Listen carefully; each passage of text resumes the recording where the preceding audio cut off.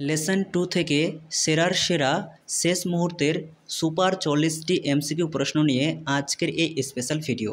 তাই ভিডিওটিকে স্কিপ না করে প্রথম থেকে শেষ পর্যন্ত কন্টিনিউ দেখতে থাকো। প্রথম প্রশ্ন, রামানন্দের একজন বিখ্যাত শিষ্য ছিলেন কবির, আর কবির এর ভক্তরা কবিরপন্থী নামে পরিচিত ছিলেন। এই যে তোমরা ওয়ান লাইনার প্রশ্নগুলি দেখতে পাচ্ছ, যে জায়গাগুলি আন্ডারলাইন করে দেওয়া হয়েছে সেগুলি খুবই গুরুত্বপূর্ণ। প্রশ্নগুলি এইভাবে আসতে পারে: রামানন্দের একজন বিখ্যাত শিষ্য ছিলেন কবির, কবিরের শিষ্য বা ভক্তরা কী নামে পরিচিত? কবিরপন্থী। 2, দোহা রচনা করেন কবির, অথবা 2 পংক্তির ছোট ছোট শ্লোকের কবিরের বাণীগুলি দোহা নামে পরিচিত। 3, ইনি 1440 খ্রিস্টাব্দে কাশীতে জন্মগ্রহণ করেন।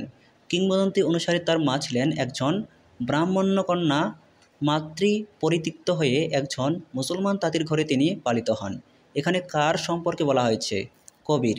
4, কবির যে সুলতানের সমসাময়িক ছিলেন তিনি হলেন সিকান্দার লোদি। 5, ঈশ্বর এক কেবল নামে ভিন্ন উক্তিটি করেছেন কবির, এজন্য কবিরকে একশ্বরবাদী বলা হয়। আরও মনে রাখবে, রাম ও রহিম একই ঈশ্বরের দুটি ভিন্ন ভিন্ন নাম, এটি কবিরের উক্তি। 6, কবির নির্গুণ তত্ত্বে বিশ্বাসী ছিলেন। তিনি জাতিভেদ প্রথা, ধর্মীয় আচার অনুষ্ঠান ও কঠোর তপস্যা চর্চার বিরোধিতা করেন। 7, উত্তর ভারতে ভক্তিবাদের প্রথম প্রচারক ছিলেন রামানন্দ, এবং রামানন্দ রামাত বৈষ্ণব নামে একটি নতুন সম্প্রদায়ের প্রতিষ্ঠা করেন।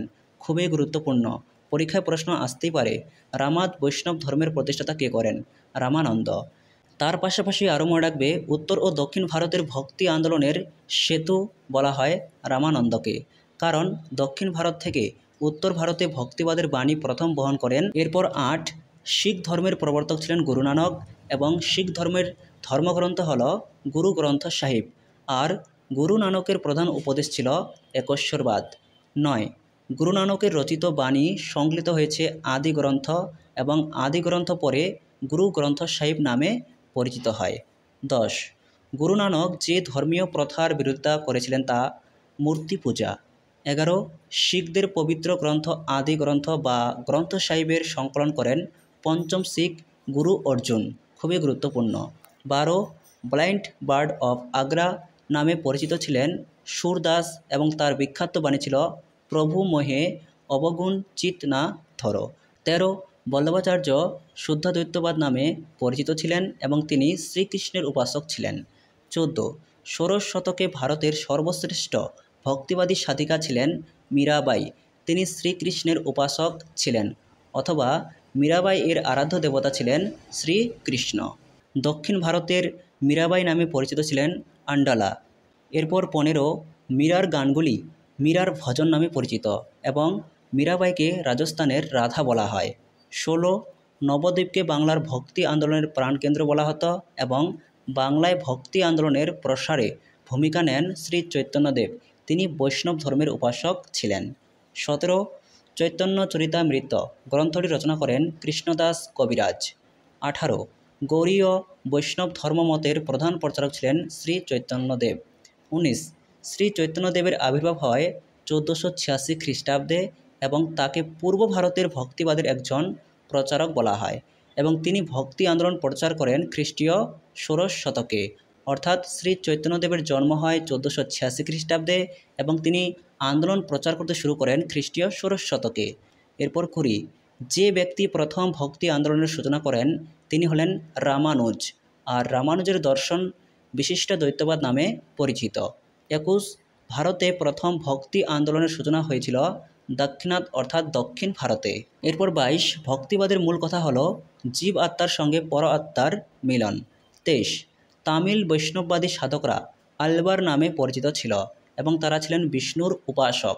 24, দক্ষিণ ভারতের শৈব সাধকরা নায়নার নামে পরিচিত ছিল, এবং তারা ছিলেন দেবতা শিবের উপাসক।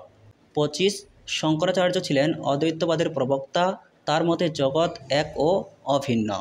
এরপর 26, সুফিবাদে শিষ্যকে বলা হতো মুরিদ, এবং সুফি সাধক বা গুরুকে বলা হতো পীর। 27, সুফিরা হঠ যোগ শিখেছিল নাথপন্থীদের কাছে। 28, ভারতে যে দুটি সুফি সিলসিলা বিখ্যাত ছিল সেগুলি হলো চিস্তি সিলসিলা এবং সুরাবর্দী সিলসিলা, খুবই গুরুত্বপূর্ণ। 29, ভারতে চিস্তি সম্প্রদায়ের প্রতিষ্ঠাতা ছিলেন মঈনুদ্দিন চিস্তি এবং সুরাবর্দী সম্প্রদায়ের প্রতিষ্ঠাতা ছিলেন শেখ শিহাবুদ্দিন সুহরাবর্দী। খুবই গুরুত্বপূর্ণ। এরপর 30, সুফি পীরদের ধর্মচর্চার জন্য নির্জন স্থানে নির্মিত কেন্দ্রগুলির নাম খানকা বা দরগা।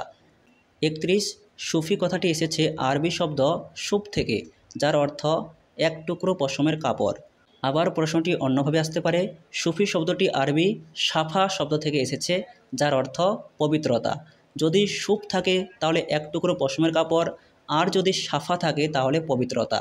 এছাড়াও মনে রাখবে, সুফিবাদে ওয়ালি কথার অর্থ হলো ঈশ্বরের বন্ধু।